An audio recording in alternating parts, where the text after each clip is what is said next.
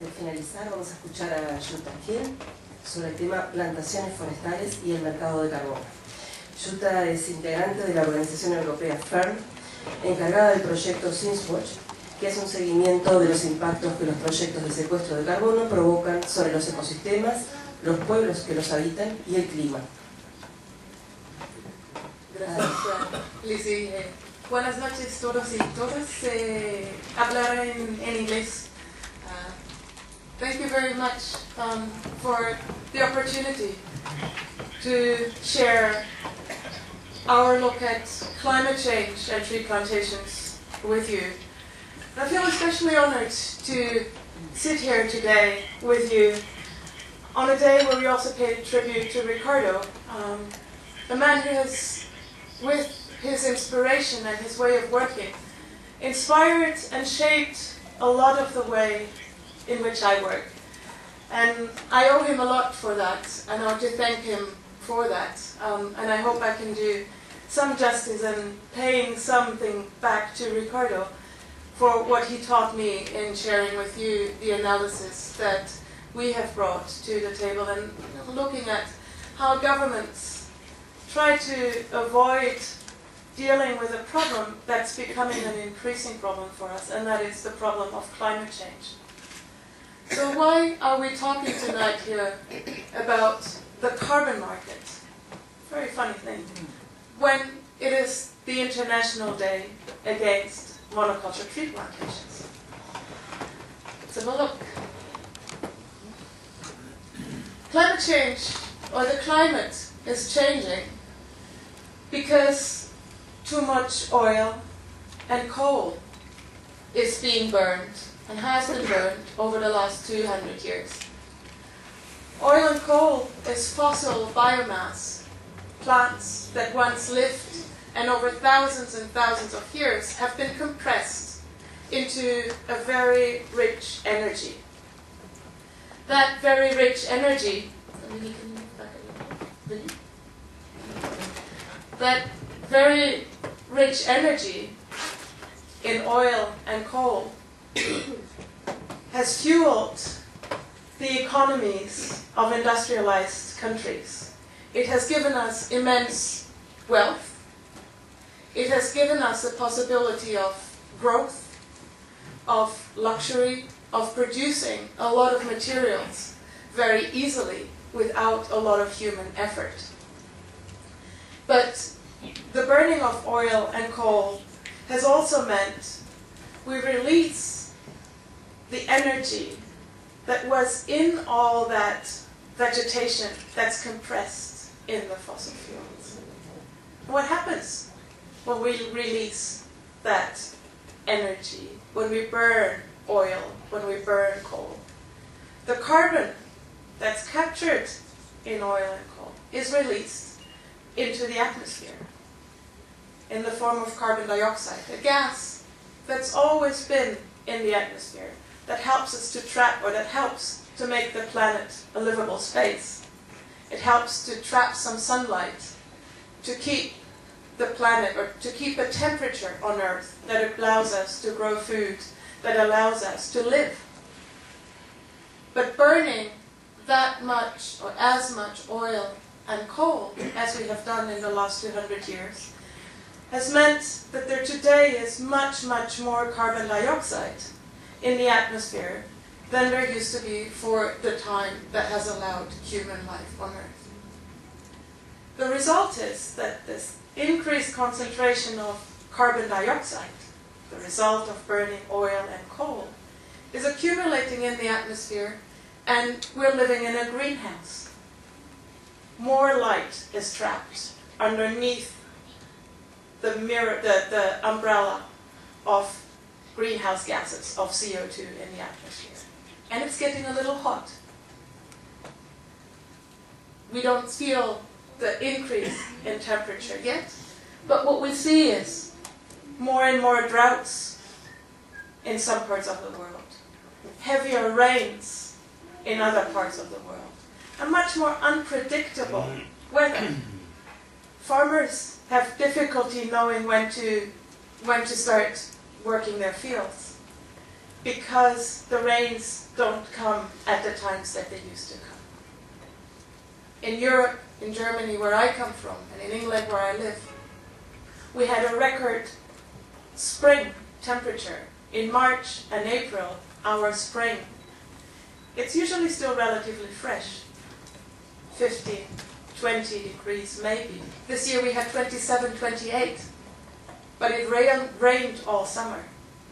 So the weather is changing, the climate is changing, and the principal reason for this is the burning of oil and coal. As I said, fossil fuel, the burning of oil and coal, is also what has allowed the society and what has allowed the economy that we know today to exist. It's the engine of the development model within we live. It's the engine of our economy. Look around the room. Think about your lives. How many products would not be there if it weren't for the abundance of oil and coal? And preventing more climate change, preventing more buildup of those greenhouse gases in the atmosphere, preventing the weather to become more and more unpredictable, means we have to stop increasing more greenhouse gases ending up in the atmosphere. We have to start keeping oil where it is today. We have to start keeping coal in the ground, not digging it up and burning. And we need to do that first and foremost in the industrialized countries in the north, because we have been the principal users of fossil fuels. But it's not easy, because that means stopping the engine of our economic model. And there will be a lot of resistance to that. We shouldn't be surprised about that. And the carbon market is one way of us in the global north avoiding to stop the engine, delaying the stopping of the engine. Because we've decided to say that the carbon that's in the oil, the carbon that's in the coal, really, you can find that also in the tree. What's a tree made out of? What's the roots made out of? The leaves. There's carbon there too. So they're the same. And therefore, instead of us in the global north stopping to burn oil and coal, running our factories, we'll just pay some plantation companies in the countries that supposedly have a lot of spare land to plant some trees for us.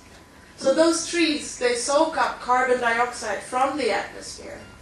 And for each ton of carbon dioxide that the trees soak up and store in their wood, we in Germany or in England can release another ton of carbon dioxide from burning an extra ton of coal or oil.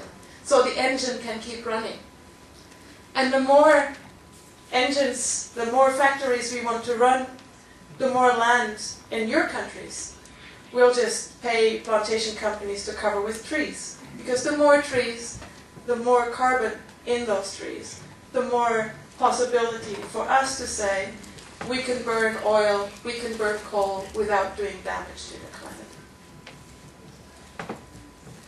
And the vehicle that allows this trade-off, European companies continuing to burn oil and coal and paying somebody else somewhere else to plant trees for us. The mechanism that allows that is this carbon market. Where does that carbon market come from? It is the result of international negotiations at the United Nations, where governments have been getting together for 20 years almost now, talking, confirming that yes, climate change is a problem. Yes, the world needs to do something about climate change. Yes, another year comes around, another conference comes around. Governments from all over the world fly to different places saying, yes, there is a problem. What are we going to do about it? We will set up this carbon market. Not we stop the burning of oil and coal. Not we negotiate and discuss how we will make this difficult transition away from our economies that are so dependent on oil. No, we continue the problem in the north, continue overuse of oil and coal, and along the way we create another problem, the expansion of monoculture tree plantations in the south. So instead of addressing the key problem, we create more problems. We create more destruction through financing, through providing a new subsidy for the monoculture tree plantations industry. Now, the Stora Ensos, the Botnias, they can now say, we deserve this money because we help address climate change. Don't talk to us about the problems with plantations. Don't talk to us about the water use. That's not us, we're not polluters. We're helping to solve the climate crisis. And that's making it more difficult for a lot of the local struggles, for many of you who know very well about the negative impacts of plantations, who now are faced with another form of response from those companies who say, no, I'm good for the climate, and I get more money for being good for the climate as well out of this carbon market. And I've just sort of wanted to share with you some examples of how real this carbon market already is, and how the companies whose names we know very well from the struggles of local communities against them, how those companies are benefiting already, increasing their profits from participation in this carbon market. Botnia is one, a large pulp and paper company, many of you will know very well, is increasing its profits, therefore being able to spend more of its profits on expanding the monoculture plantations, by saying we use a byproduct in the production of pulp to create electricity. So the electricity doesn't have to be created for burning oil and coal. And we deserve credits for that. We get money for that too. Brazilian company Valorec, do Brazil, who is saying that their plantations, the same kind of monoculture tree plantations that you know from around the Botnia pulp mill, are producing a renewable source of energy, when we know that the only renewable thing that they produce is damage to the climate, to the water, damage to the local communities. And another Brazilian company, Plantaciones, who say we need the support from the carbon market to plant the new generation of eucalyptus plantations, because they are a contribution to addressing the climate crisis. And I could go on for a whole evening with example after example of how the plantations industry, large and small, is benefiting from this new carbon market. Here, an example from Uganda, where local communities who live around the edge of a national park have been displaced for the planting of tree plantations in the name of those tree plantations helping solve the climate crisis. And coming to an end, as I said, I could go on for a very long time, and I could take you through a lot of technical discussion, a lot of funny words to look into how this carbon market works in details. I wasn't going to do that, because I know one of the things that Ricardo taught me was to focus, and taught me, was to focus on the essentials. And the essentials are that this solution to, the supposed solution to the climate crisis, the carbon market, is a false solution. It doesn't solve the climate crisis. It helps the northern companies becoming richer and continuing to use more oil and coal. And it helps the largest polluters in the southern countries, in Uruguay, in Brazil, in India, in Indonesia, in Uganda, to increase their profit and increase with that the possibility to displace more communities, to effect more negative impacts on water and biodiversity. And for anybody who wants more detail and wants to learn more about the perversities and the strange workings of this false solution to the climate crisis and how it finances the plantations industry, there is no shortage for material. Thank you very much.